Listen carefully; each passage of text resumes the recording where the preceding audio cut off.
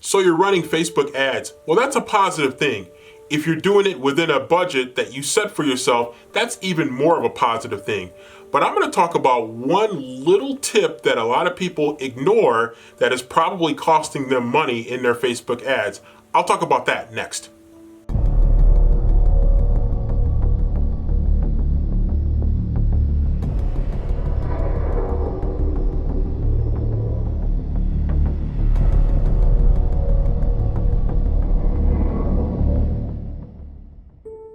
Many times when people have a Facebook post that they know that they're going to boost, sometimes what they'll do is right out of the gate, they'll post it and then they'll go ahead and hit the boost and they'll put, $30, $40, $50, $100, $200 behind that post to get it going right away.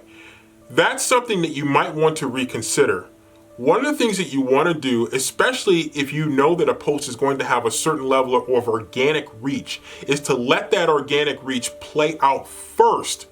See what Facebook is going to give you organically. See how people are going to share your post first. See how people are going to comment and tag people on your post first. Then once that organic reach has been exhausted, then if you think it's appropriate and you have an audience for your ads, then you put the money behind the ads to really give your post that extra boost to get it to the audiences that might have more likelihood to engage with the post that you have. But it's important first that you allow the organic reach to work first, then come back with the ad if it makes sense afterward, but not before you've allowed the organic reach to take full use of your post first, then you come back with your ad.